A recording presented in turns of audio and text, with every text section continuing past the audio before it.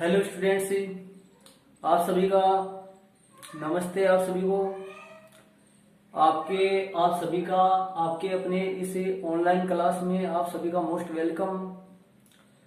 आज अपन इस चैप्टर के नोवा वीडियो अपलोड होगा और इस नोवे वीडियो में अपन नोवा वीडियो अर्थात इस चैप्टर का नोवा भाग अपलोड होगा और इस नोवा भाग में अपन प्रश्नावली जो 17.5 है इसके जो 4 सवाल है वो अपन करने वाले हैं। इसमें तो 4 सवाल में पूरे के पूरे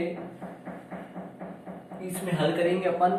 और एक बात बता देता हूं कि यदि अपने सिलेबस की दृष्टि से अपन देखें तो ये प्रश्नावली इतनी महत्वपूर्ण नहीं है। कई बुक में तो ये प्रश्नावली है नहीं, जो मैंने अलग से अपनी स्कूल के बच्चों को तो प्रश्नावली के ये 4 सवाल अलग लास्ट में इस प्रश्नावली के मैं खुद लिखवा कर वहां पे करवाया हुआ है मेरा।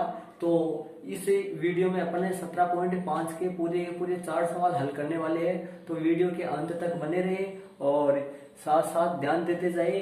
और प्रश्न नंबर पहला आपको बोर्ड की स्क्रीन पर दिखाई देगा, यहाँ से आप देखना, मैं अपनी बुक में यहाँ से देखूंगा। ध्यान से देखो।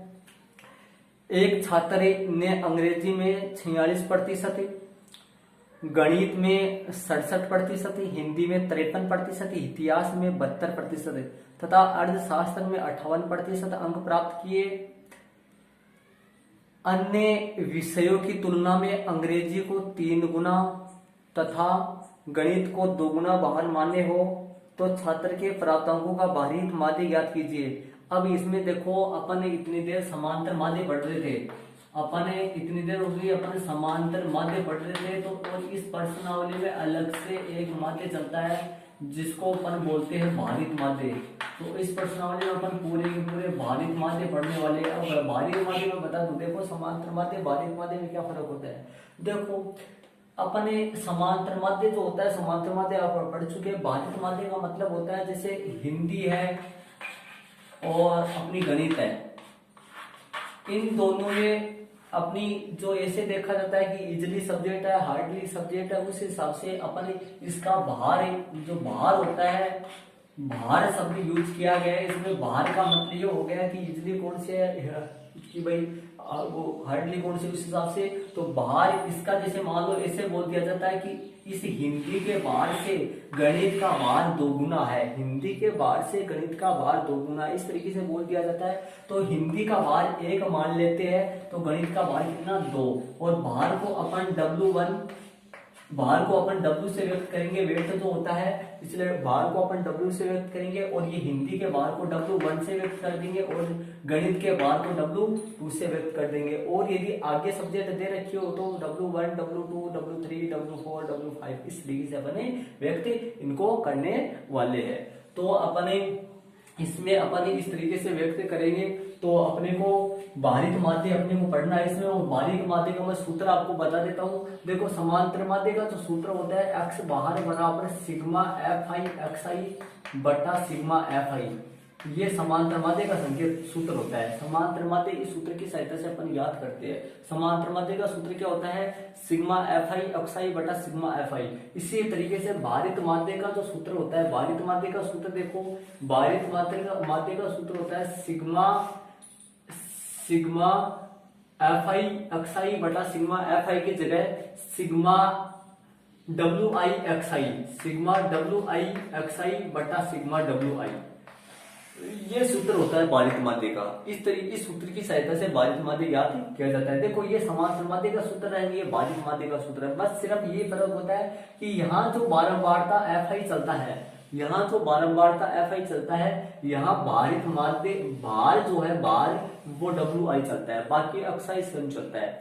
तो इस तरीके से भारित माध्य और समांतर माध्य इस तरीके से होते हैं। यदि भारित माध्य अपन निकाला जाए तो जहां पर अपन fi यूज करते हैं वहां पर अपन wi यूज करेंगे। तो इनके बारे में मैंने आपको थोड़ा सा बता दिया है। अब अपन चलते हैं प्रश्न नंबर 1 की तरफ। प्रश्न नंबर 1 जिस तरीके से मैंने पढ़ा था, प्रश्न नंबर 1 देखो, एक ध्यान से देखो क्वेश्चन। एक छात्र ने अंग्रेजी में 46%, देखो प्रश्न नंबर 1 में यहाँ पे लगा देंगे अपन प्रश्नानुसार। ध्यान से सुनना, यहाँ पे लगा दूंगा मैं प्रश्नानुसार। प्रश्नानुसार एक छात्र ने अंग्रेजी में 46%, एक छात्र ने अंग्रेजी में 46%, गणित में 67%। तो अपन मान लेते हैं, ये आंकड़े मान लेते हैं अपन प्रश्नानुसार x1 कितना मान लेते हैं, 46 मान लेते हैं, और प्रतिशत का मतलब इसको 100 में से मान लेते हैं, तो प्रतिशत लगाने की जरूरत नहीं है। तो x1 कितना है, 46 मान लेते हैं, और अंग्रेजी का 46 है, और गणित का 67 है। x2 कितना मान लेते हैं, x2 कितना मान लेते हैं, 67 मान लेते हैं, ठीक है। x2 67 मान लेते हैं, अंग्रेजी है, गणित है, हिंदी का कितना है, 53% है। x3 कितना मान लेते हैं, 53 है, x3 53 है, हिंदी का 53 है। हिंदी के बाद में इतिहास है, इतिहास का कितना है, 72 है, इतिहास का कितना है, 72। x4 कितना मान लेते हैं, 72 मान लेते हैं, और इतिहास के बाद में आपका है अर्थशास्त्र, और अर्थशास्त्र का कितना 58 है, तो इसका मान लेते हैं x5 बराबर कितना है, 58, कितना है, 58 मान लिया। तो इस तरीके से ये आंकड़े हो गए अपने x1, x2, x3, x4, x5। तो इस तरीके से अब देखो 1 का मतलब x1 है, 1 पे कौन सी सब्जेक्ट चल रही है आपकी, अंग्रेजी चल रही है। 2 के ऊपर कौन सी चल रही है आपकी, गणित चल रही है, 2 के ऊपर गणित चल रही है, और 3 के ऊपर कौन सी सब्जेक्ट चल रही है, हिंदी चल रही है, 4 के ऊपर इतिहास चल रही है, और 5 के ऊपर कौन सी सब्जेक्ट चल रही है, अर्थशास्त्र चल रही है। अब इनके बाहर लेने अपने को, बाहर लेने, बाहर किसे लोगे, W1, W1, W2, W3, W4 और W5। ये लो इनके बाहर मैंने W5 ये इनके बाहर लिख दिए। अब बाहर प्रश्न के मुताबिक लगाने हैं सही तरीके से। प्रश्न में कैसे बाहर देखो आगे देखो, अन्य विषयों की तुलना में अंग्रेजी को, अन्य विषयों की तुलना में अंग्रेजी को 3 गुना और गणित को 2 गुना बाहर मान्य हो। 5 विषय यहाँ पे 5 विषय है, और 5 विषयों में अन्य विषयों की तुलना में अंग्रेजी को तो 3 गुना बाहर मान्य है, और गणित को 2 गुना। किसी विद्यार्थी के मतानुसार अंग्रेजी उसको 3 गुना हार्ड लगती है, और गणित उसको 2 गुना हार्ड लगती है अन्य विषयों की तुलना में। कौन से अन्य विषय, जो प्रश्न में 5 विषय दे रखे हैं उनकी तुलना में। तो अंग्रेजी सबसे पहले कौन सी विषय है, अंग्रेजी का अपन क्या मान लिया है, x1 पहले नंबर पे अंग्रेजी, इसलिए अंग्रेजी का x1 मतलब 1 कोड देंगे अंग्रेजी को, और अंग्रेजी के बाद में गणित को 2 है, और गणित के बाद में 3 पे कौन है, हिंदी है, इतिहास 4 पे है, और अर्थशास्त्र 5 पे है। तो क्या कर रहा है, अंग्रेजी को 3 गुना, अंग्रेजी कौन से नंबर पे अपन लगाइए, 1 नंबर पे। तो अंग्रेजी का हो गया 3, अंग्रेजी का बार कितना हो गया, 3, ठीक है, अन्य विषयों की तुलना में। और गणित का कितना हो गया, गणित को 2 गुना, और गणित कौन से नंबर पे है, गणित देखा जाए तो 2 नंबर पे है, गणित का बार कितना है, 2, अन्य विषयों की तुलना में। तो अन्य विषयों के कितने मान लेते हैं, 1 मान लेते हैं, अन्य विषयों के 1 मान लेते हैं, क्योंकि अपन अन्य विषयों की तुलना में अंग्रेजी के 3 गुना बाहर मान्य है, और गणित के 2 गुना बाहर मान्य है प्रश्न के मुताबिक, ठीक है।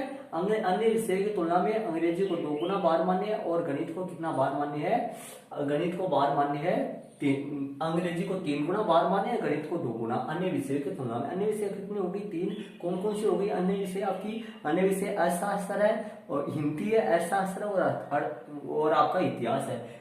हिंदी कितने नंबर पे आपकी, हिंदी है कितने नंबर पे, हिंदी आपकी 3 नंबर पे, इतिहास है 4 नंबर पे, 5वें नंबर पर अर्थशास्त्र है। तो इन हिंदी, इतिहास और अर्थशास्त्र की तुलना में अंग्रेजी को 3 गुना और गणित को 2 गुना बाहर मान्य है। तो इनका तो सब बाहर 1 आ गया, और अंग्रेजी का 3 आ गया, और आपका गणित का कितना आ गया, 2 आ गया। तो इस तरीके से ये प्राप्तांक मतलब आंकड़े और इनके भार हो गए, ठीक है।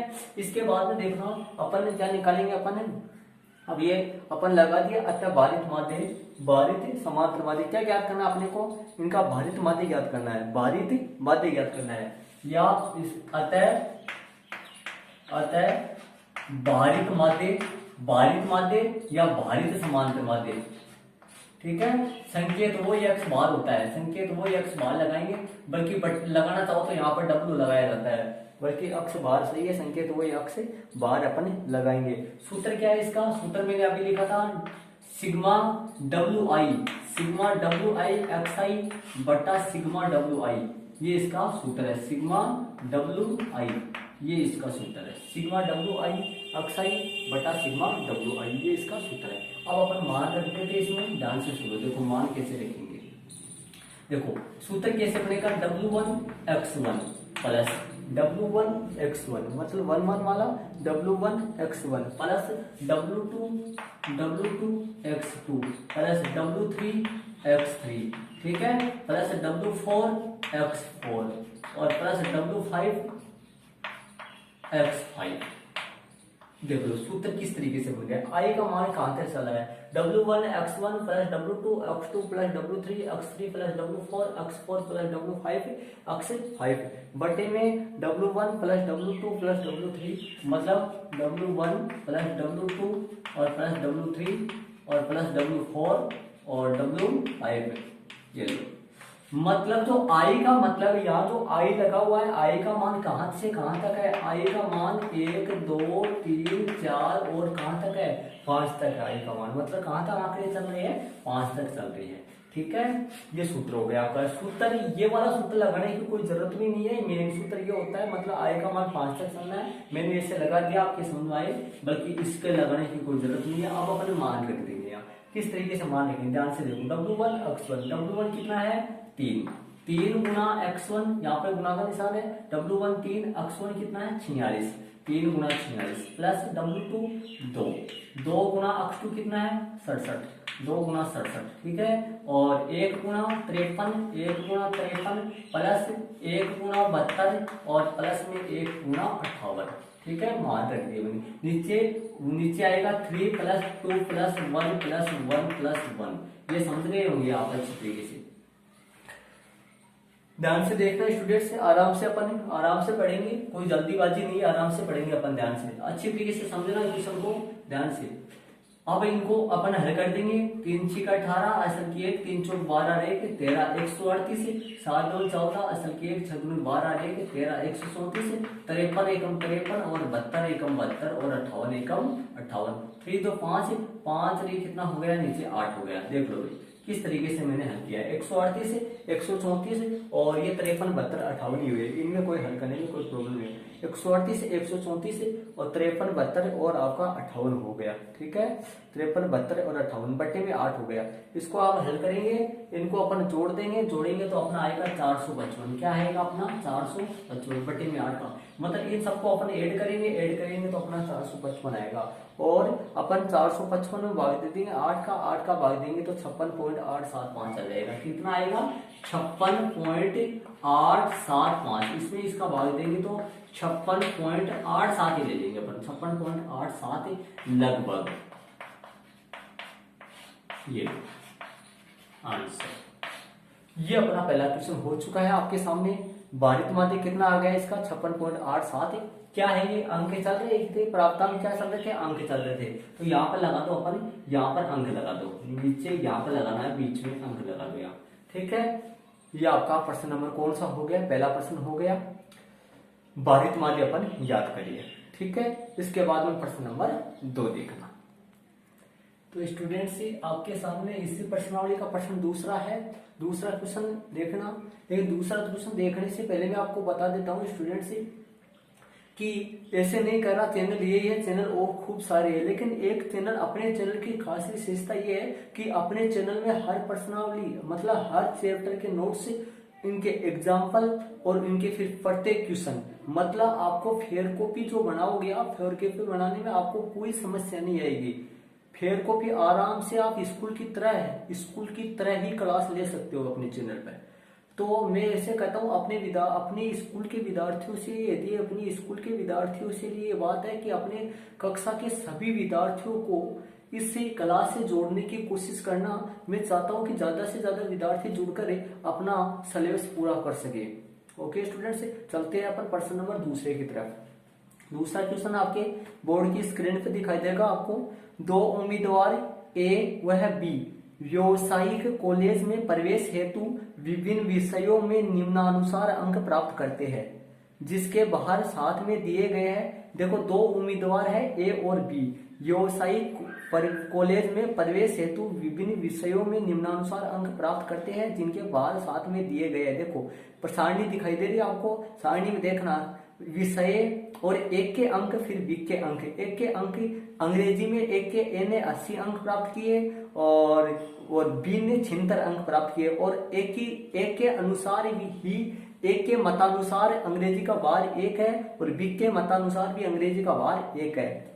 चलो गणित में ए के अंक 88 है और बी के अंक कितने हैं 90 है और ए के मतानुसार ए ऐसे कह रहा है कि गणित औरों सब्जेक्टों से 3 गुना है और ये बी भी ऐसे कह रहा है कि 3 गुना है। इस हिसाब से ये दे रखी है और नीचे देखो ए और बी दो व्यवसायिक है उनमें ये दे रखे है। नीचे देखो क्या कर रहा है, भारित माध्य ज्ञात कर बताइए, मतलब भारित माध्य ज्ञात कर बताइए कि ए वह बी में से कौन अधिक योग्य है, मतलब ए और बी में से अधिक योग्य कौन है ये अपने को बताना है। तो मैं देखो सबसे पहले आपको बोर्ड पे दिखाई दे रहा है कि एक के लिए मैंने सबसे पहले एक के लिए कर दिया और एक के लिए देखो यहाँ भी सही है, यहाँ एक के अंक जो क्या कहलाएंगे अक्षय कहलाएगा, क्या कहलाएगा अक्षय, मध्यमान या वर्गचिन्ह बोलते हैं वो कहलाएगा। भार डब्ल्यू आई जो वहां पर समांतर माध्य में जो समांतर माध्य में जो बारंबारता एफ आई चलता है उसकी जगह आएगा डब्ल्यू आई बार, यहाँ डब्ल्यू आई एक्स आई, वहां पर एफ आई एक्स आई, यहाँ पे डब्ल्यू आई एक्स आई, ठीक है। नीचे सिग्मा एफ आई, सिग्मा डब्ल्यू आई एक्स आई और यहाँ सिग्मा डब्ल्यू आई, ठीक है। विषय में लगा देता हूँ अंग्रेजी,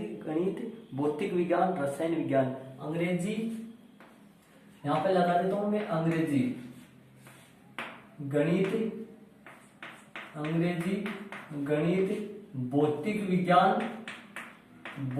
विज्ञान और रसायन विज्ञान,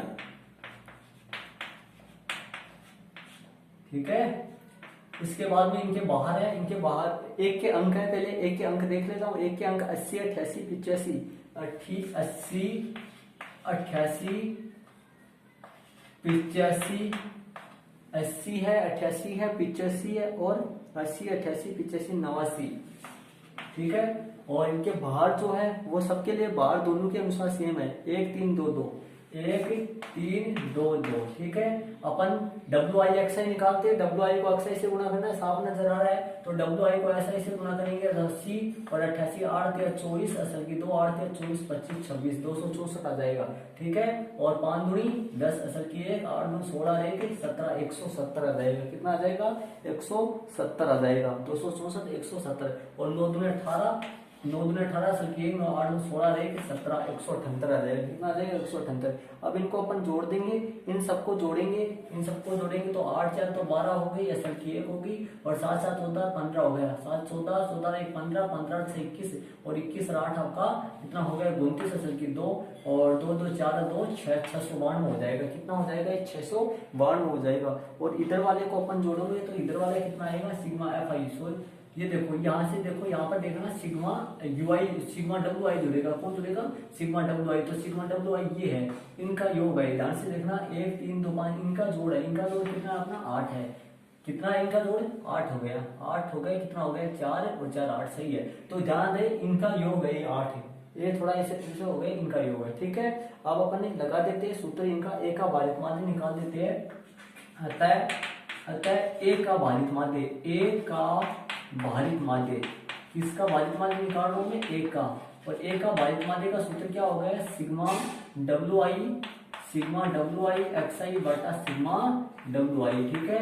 और ये सूत्र चले अभी थोड़ी देर पहले 5 तक लिखा था ये सूत्र, अब बताओ कितने तक चलेगा ये सूत्र, 5 तक लिखा था ये सूत्र, W1 x1 plus W2 x2 plus W3 x5 3, इस तरीके से ये चलेगा 1 2 3 4 तक चलेगा, वो 5 तक चलेगा, लेकिन ये नहीं लिखेंगे अपन सीधा लिखेंगे। तो ये देखो अपन कर देते हैं हल, इसको ये कितना आएगा अपन सीधा डायरेक्ट निकाल दिया 692 और 692 को 8, 692 में 8 से अपन भाग दे देंगे, 692 में 8 का भाग ही दे देंगे अपन, 692 आ जाएगा, 692 में अपना 8 का भाग ही अपन दे देंगे, तो ये आ जाएगा 86.5। कितना आ जाएगा ये 86.5। तो एक के लिए कितना आ गया आपका 86.5, ए का जो भारित माध्य है वो 86.5 आ गया। अब बी के लिए निकालूंगा, यहाँ पे लिख देता हूँ मैं बी के लिए, किसके लिए लिखूंगा मैं बी के लिए, अब लिख देता हूँ मैं यहाँ बी के लिए, ए के लिए बी के लिए, ठीक है। और बी के लिए मैं यहाँ सारणी बना लेता हूँ, ध्यान से देख लेना अच्छी तरीके से, बी के लिए यहाँ सारणी में बना देता हूँ। सारणी में पहला कॉलम किसका आएगा, पहला कॉलम आएगा विषय, पहला कॉलम किसका आएगा विषय, पहला कॉलम आएगा विषय, दूसरा कॉलम किसका आएगा बी के अंक, किसके अंक बी के अंक, बी के अंक क्या होता है एक्स आई मानते अपन, और दूसरा कॉलम भार, किसका आएगा भार का आएगा, भार, ठीक है। भार किसका मानते हैं अपन, डब्ल्यू आई मानते हैं। तीसरा कॉलम डब्ल्यू आई एक्स आई, क्या होगा डब्ल्यू आई एक्स आई। अपन अभी इनको हल कर देते हैं, हल करेंगे। यहाँ विषय क्या चल रहा है, वही चल रही है ऊपर वाले, अंग्रेजी गणित अंग्रेजी है, और फिर नीचे गणित और ध्यान से देख लेना, यहाँ पे मैं छोटा लिख रहा हूँ, ऊपर वाली सारणी है वही विषय आएंगी, भौतिक विज्ञान और आपकी रसायन विज्ञान, भौतिक विज्ञान और रसायन विज्ञान है, ठीक है। और यहाँ पर इनके बी के अंक ले लेता हूँ। बी के अंक सारणी में है आपके, बी के अंक प्रश्न की सारणी में कितने हैं, बी 76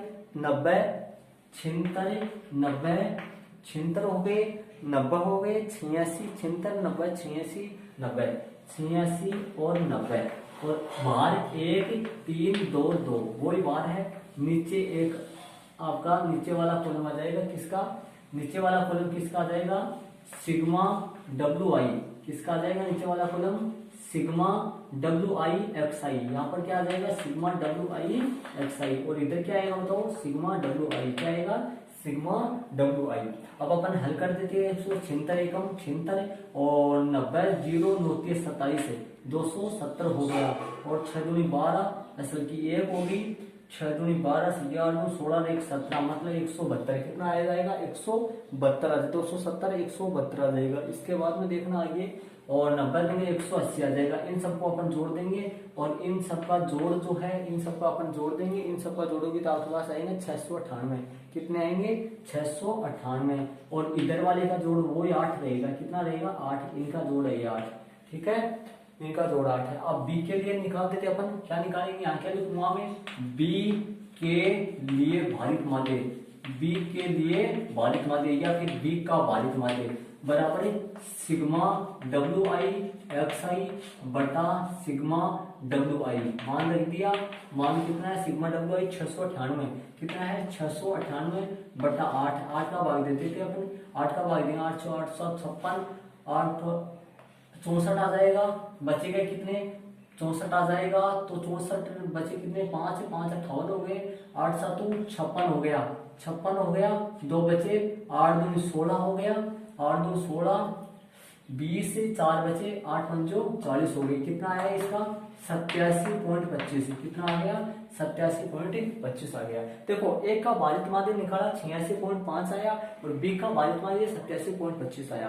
तो अब देखो जिसका भारित माध्य अधिक होगा, प्रश्न में क्या पूछा था, नीचे देखो भारित माध्य ज्ञात कर बताइए, भारित माध्य ज्ञात कर बताइए, यहाँ पे क्वेश्चन भारित माध्य ज्ञात कर बताइए कि ए व बी में कौन अधिक योग्य है, ए व बी में से कौन अधिक योग्य है। तो ए का भारित माध्य 86.5 आया, बी का भारित माध्य 87.25 आया। तो यहाँ ए का भारित माध्य, चूंकि इसके नीचे देखना, यहाँ देखो ए का भारित माध्य 86, किसका भारित माध्य अधिक आया, चूंकि यहाँ बी का भारित माध्य, बी का भारित माध्य अधिक है।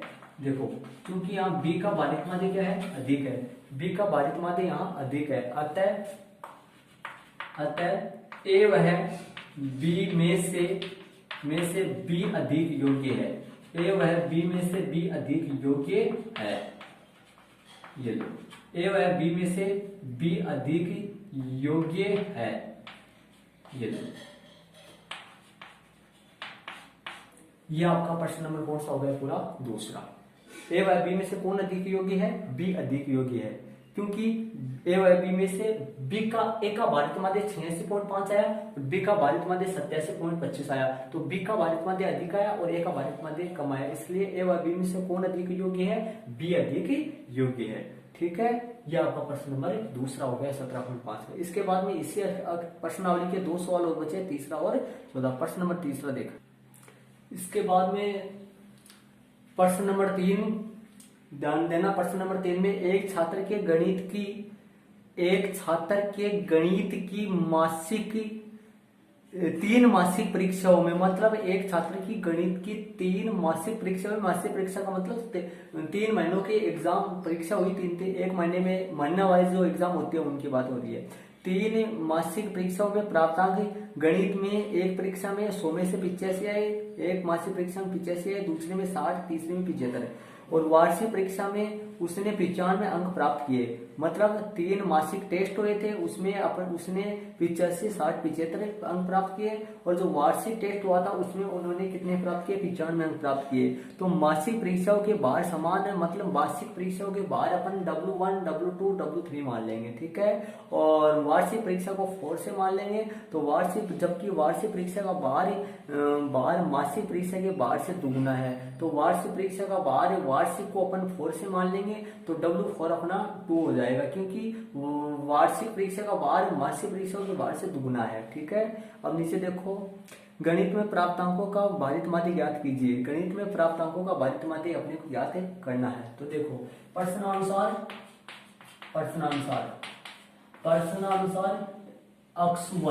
x1 कितना है, x1 का मतलब वो आएगा यहाँ, x1 वो आएगा जो मासिक, पहले मासिक टेस्ट में गणित में अंक लाए, वो आएगा कितना, 85। और x2 दूसरे टेस्ट में कितने आए थे उसके, 60 आए थे। कितने आए थे, 60। और तीसरे टेस्ट में कितने आए इसके, 75 आए थे। कितने आए, तीसरे टेस्ट में इसके 75 आए थे। और वार्षिक में कितने आए इसके, x4 कितना है, 95। वार्षिक में कितने आए इसके, 95 नंबर आए थे, ठीक है। और W1 तथा भार कितना है, भार W1 समान है, मासिक के समान है। W1 1 और W2 भी 1 आएगा, और W3 भी 1 आएगा। W3 जो है वो भी 1 आएगा, लेकिन W4 जो है, जो वार्षिक परीक्षा का बार है, वो मासिक परीक्षा के बार से दुगना है। तो W4 आएगा वो 2 आएगा आपका, ठीक है। अभी क्या ज्ञात करना है अपने को, भारित माध्य ज्ञात करना है। अतः भारित माध्य प्राप्त अंकों का जो भारित माध्य है वो अपने को ज्ञात करना है। भारित माध्य अक्ष बाहर बराबर सिग्मा WI XI बटा सिग्मा WI। ध्यान रहे FI मत लगा देना, FI अपना आपका ज्यादातर FI आया हुआ, FI मत लगा देना। ये सूत्र कहाँ से चलेगा, सूत्र बनाना पड़ेगा। इसको सारणी द्वारा भी कर सकते थे अपन, लेकिन अपन सारणी में कैसे लिखेंगे, विषय की संख्या लिखोगे, फर्स्ट टेस्ट, सेकेंड टेस्ट और थर्ड टेस्ट, और नीचे लिखोगे वार्षिक परीक्षा। उसके बाद में ये अंक लिख दोगे, फिर भार लिख दोगे, फिर WI XI लिख दोगे, फिर इस तरीके से भी कर सकते थे अपन सारणी द्वारा।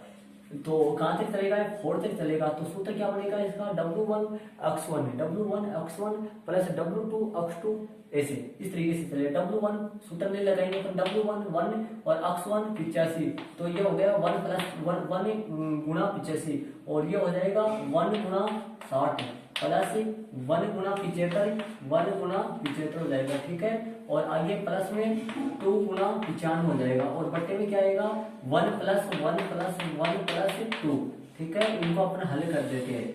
हल कैसे करेंगे, ध्यान से देखो, 85 के 85 प्लस 60 और प्लस 75 और प्लस 5 गुणे 10 18 19, और ये हो गए कितने 5। तो इनको अपन जोड़ देते हैं। देखो कितने हो गए, 85 60 75 और 190 हो गया। 85 60 75 और 190 हो गया 85, ठीक है। इनको अपन जोड़ देते हैं, 410 आ जाएगा। इसका कितना आएगा, जोड़ 410 में 5 का भाग दे देंगे, 5 अंटा 40, बच गए कितने, एक जीरो उतार लिया, 10 5 दूनी 10, कितना आ गया इसका 82। कितना आ गया 82 अंक आ गए। कितने आ गए, भारित माध्य कितना आया, 82 अंक आ गए। अब लगभग लगाने की इसके कोई जरूरत नहीं है, क्योंकि वैसे ये पूरी संख्या है। कितना आ गया, 82 अंक आ गए। ये आ गया प्रश्न नंबर आपका दूसरा। इसके बाद में इसी प्रश्नावली का लास्ट प्रश्न है, प्रश्न नंबर चौथा। ओके स्टूडेंट्स, प्रश्न नंबर चौथे में ध्यान दो। देखो प्रश्न नंबर चौथा, देखो प्रश्न नंबर 4 देखना।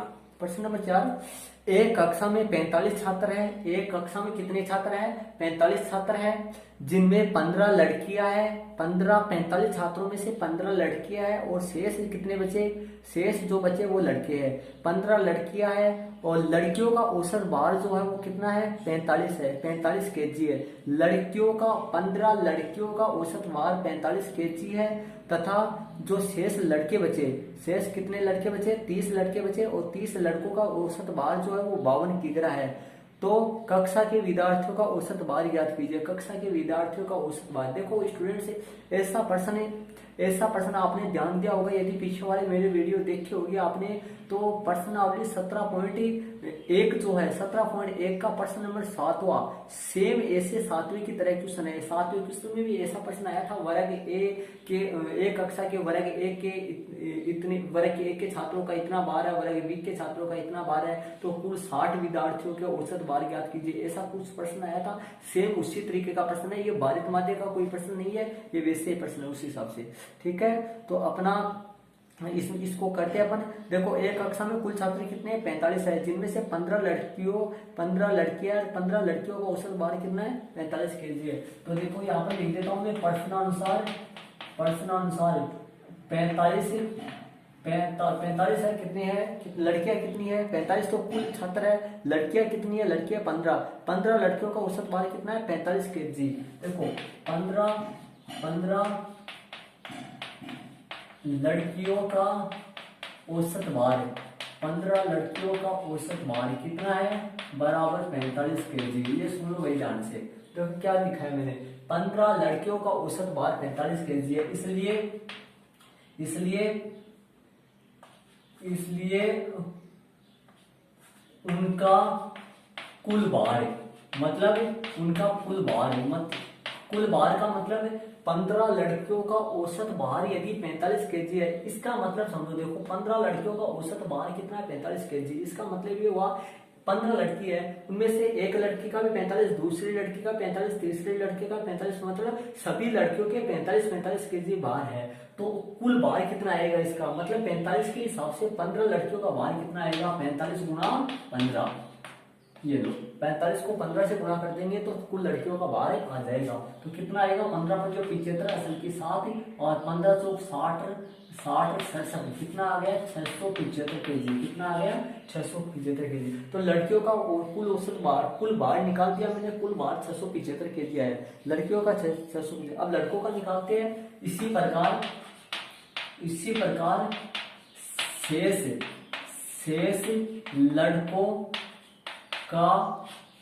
लड़कों के भारों का कुल योग, शेष लड़कों के भारों का कुल योग। इसी प्रकार शेष लड़कों के भारों का कुल योग, शेष लड़के जो है उनके भार का कुल योग, मतलब उनका कुल भार है कितने का 15। अब बताओ वो कितना है औसत भार, देखो उनका लड़कों का औसत भार कितना है 52 है, एक लड़के का 52 है, लड़के पूरे कितने हैं 30 है, शेष 30 लड़कों का। देखो मैं ऐसे लिख देता हूँ, इसको सही रहेगा थोड़ा, तथा शेष 30 लड़कों का कुल भार है, 30 लड़कों का कुल भार। देखो 30 लड़कों का कुल भार किस हिसाब से आ जाएगा, 52 गुना 30 है, 52 गुना 30। क्यों, क्योंकि एक लड़के का औसत भार 52 दे रखा है, तो 30 लड़कों का औसत भार कितना हो गया 52 गुना 30 हो गया। तो 2 तिया 6 और 5 तिया 15, ये हो गया आपका कितना हो गया ये 1560। लड़कों का कितना हो गया, लड़कों का हो गया आपका कितना 1560 हो गया, लड़कों का हो गया कितना 1560। देखो लड़कियों का औसत भार 675, कुल 15 लड़कियों का औसत, 15 लड़कियों का कुल भार, औसत भार नहीं कुल भार, 15 लड़कियों का कुल भार 675 और 30 लड़कों का कुल भार 1560। अपने को प्रश्न क्या पूछा है, अगला ऐसे पूछ रहा है कक्षा के विद्यार्थी का औसत भार ज्ञात कीजिए। मतलब कक्षा में कुल विद्यार्थी कितने थे 45 थे, और 45 से विद्यार्थियों का कुल औसत भार निकालना है। क्या निकालना है, औसत भार निकालना है।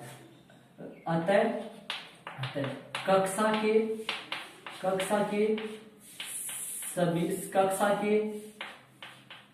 विद्यार्थियों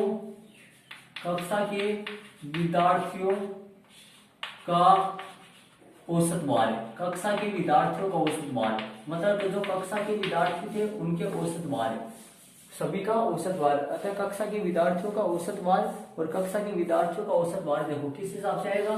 देखो 15 लड़कियों का कुल भार कितना है 675, 15 लड़कियों का कुल भार कितना है 675, और 30 लड़कों का कुल भार कितना है 1560 है, और ये 15 लड़कियों का कुल भार और ये 30 लड़कों का कुल भार तो कितने 15 30 कितने हो गए 45।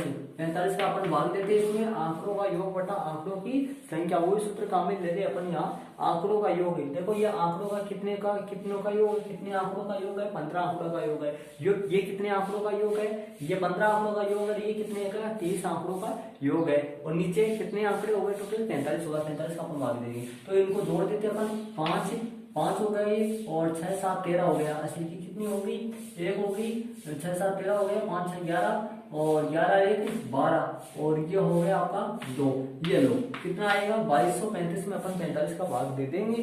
2235 में अपन 45 का भाग अपन दे देंगे।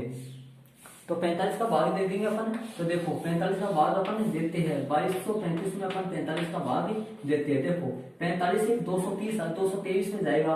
तो 45 दूनी 90 हो गया, 45 दिया 45 चौक लगा देते हैं। ये 5 चौक 20 4 चौक 16 17 18। ये देखो 180 हो गया और दोबारा देंगे ज्यादा जाएगा 180 हो गया। कितनी बार हो गया 4 बार हो गया। 4 बार हो गए, बचे कितने 3 बच गए। ऊपर से 12 में से 8 गए 4 है, मतलब ये हो गया आपका 435 हो गया। 435 45 को वापस करते अपन। 45 को कितने से करें लगभग कर लेते अपन 8 से करते। देखिए 8 में 40 4 832 32 33 34 35 36। ये तो ज्यादा चला गया, कितना चला गया 360 हो गया। 360 सही है। 45 को 9 से कर लेते हैं। 45 को 9 से गुना करके देख लेते हैं सही आता है कि देखते हैं। 9 पंजो 45 80 की 4 9 चौक 36 है 4 कितने हो गए 2 पंजो 45 80 की 4 9 चौक 36 है 4 कितने हो गए 40। ये सही आ जाएगा 405। कितना आ गया 405। कितनी बार गया 9 बार। बाकी करते हैं 0 3 30 हो गया। पॉइंट लगा दिया 300 आ गया। 300 आ गया। ये 45 का कितने 8 बार है। 45 का 7 बार करके देख लेते हैं। 7 पंचो 35 80 की 1 7 28 29 295। कितना आ गया 295। कितनी बार हो गया 7 बार हो गया। बाकी करते हैं अपन कितना बचेगा 300 में से 5 बचेगा। पॉइंट लगा हुआ 50 हो गया। 45 से कम 45 कितना आएगा 49.71। कितना आएगा 49.71 आ जाएगा इसका। ये 295 नहीं आएगा, ये 295 गलत हो गया। इसका आएगा 6 बार। कितना आएगा 6 बार। और यहाँ पे लगा दूंगा मैं 6 7 लगा दूंगा। 6 6 चलेगा, वैसे 6 7 लगा सकते हैं। अब आराम से इसका जो पाड़ा 45 का बना के और 45 का भाग आराम से इसमें दे देना। तो आराम से उसमें देखो तो कितना आएगा 49 पॉइंट। इसमें लगा देता हूँ मैं कितना आएगा भाग दोगे तो 49.66 जो कि लास्ट में 6 चलेगा जो कि 7 बन जाएगा। तो इसमें लगा देता हूँ मैं 49.66 और ये क्या चल रहा है भार चल रहा है। भार केजी लगा देता हूँ और यहाँ पे लगा दूंगा लगभग है, क्योंकि पॉइंटों के आंसर जब भी आए मैंने लगभग से, क्योंकि पॉइंट वाले आंसर सही हो जाते हैं। 49.67 ये इसका आंसर आ गया। तो देखो प्रश्न क्या था, प्रश्न था लड़कियों के औसत 12 अलग दे रखा था, लड़कों के औसत 12 अलग दे रखा था। अपने को क्या पूछा था पूरे के पूरे 30 विद्यार्थियों पूरे के पूरे कितने छात्र थे 45 छात्रों का औसत बार पूछा था। जो कितने आ गए 45 छात्रों का औसत बार कितना आ गया 49.67 या 66 या फिर 66 है। तो यदि अपन 6 इसमें 6 चलेगा और दशमलव का अपन नियम लगाते हैं तो ये 6 से बढ़कर 1 बढ़कर कितना हो जाता है 7 हो जाता है। दशमलव के नियम के अनुसार 49.66 kg इसका आंसर आ गया। ये आपका प्रश्न नंबर हो गया 4। तो इसी के साथ अपनी प्रश्नावली 17.4 कंप्लीट होती है स्टूडेंट्स। इसके बाद में अगले वाले वीडियो में 17.6 में चलते हैं। बस सिर्फ 5-4 वीडियो और बनेंगे, फिर अपनी प्रश्नावली 17 की कंप्लीट हो जाएगी।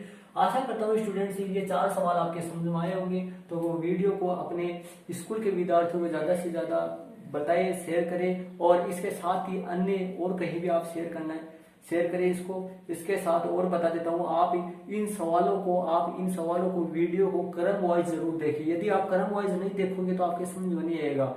इस मेरे प्लेलिस्ट बनी हुई है, मेरे चैनल पे जाओ और चैनल पे जाके प्लेलिस्ट बनी हो उस प्लेलिस्ट में जाओ। मतलब पर्सनावली 17 का अलग प्लेलिस्ट है, पर्सनावली अलग पर्सनावली के अलग प्लेलिस्ट है। उसमें जाकर उसमें ध्यान से देखो, तो ध्यान दोगे तो मतलब आप क्रम से देखो इनको तो ही समझ में आएगा आपके। ऐसे नहीं आप डायरेक्ट भाग तो 8 देख लोगे 9 देख लोगे तो समझ में नहीं आएगा कुछ। ये क्वेश्चन पूरा का पूरा क्वेश्चन सेम ही 17.1 का प्रश्न नंबर 7 वार की तरह है। मैं बता देता हूँ मेरे क्वेश्चन एक याद है, आप जानते हो वो बात। तो आप प्रश्न नंबर प्रश्नावली 17.1 का 7वां क्वेश्चन है उसी के तरीके से सेम क्वेश्चन है। तो स्टूडेंट्स चलते हैं अब कल मिलते हैं अपन अगले वाले वीडियो के साथ। ओके।